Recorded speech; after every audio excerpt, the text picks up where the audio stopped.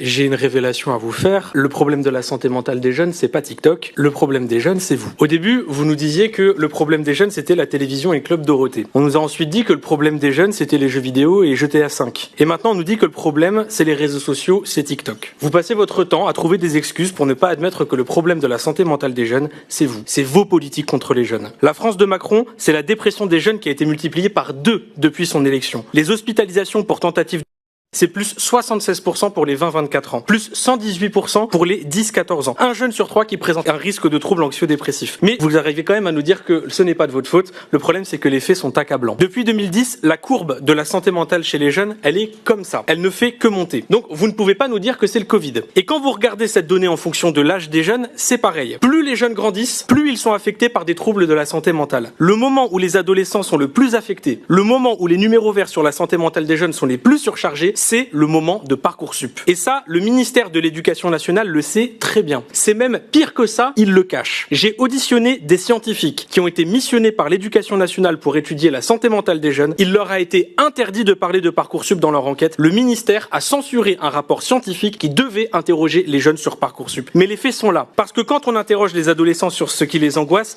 ils disent ça. Notes, avenir, cours, études. Et vous voyez, il y a même Parcoursup qui est marqué juste ici. Quand on interroge les jeunes, je ne vois pas marqué TikTok. Je vois marqué bilan des politiques d'Emmanuel Macron et de Gabriel Attal. Parce que quand on est lycéen à 40 dans une classe, où les professeurs absents ne sont pas remplacés, et quand on sait que c'est un algorithme qui va définir le reste de notre vie sur la base du contrôle de la veille, oui, ça affecte la santé mentale. Quand on est étudiant, qu'on travaille à côté de ses études, qu'on a 100 € de bourse, qu'elle est même pas indexée sur l'inflation, qu'on a un budget de 700 € par mois pour vivre dans des villes où le loyer est à plus de 1000 € pour un studio, qu'on doit faire une croix sur les activités culturelles, qu'on voit pas ses amis parce qu'on a à peine de quoi s'acheter à manger, bien sûr que ça affecte la santé mentale et ça concerne des millions d'étudiants, c'est un phénomène de masse. Quand on est un étudiant qui doit trouver un stage dans un pays avec 20% de chômage des jeunes et qu'on peut pas avoir de diplôme si on trouve pas son alternance, ça rend fou. Et en plus, c'est pas vos gosses qu'on envoie en alternance. Ils ont pas papa et maman pour faire marcher le réseau. C'est encore plus dur d'être recruté quand on est noir ou arabe.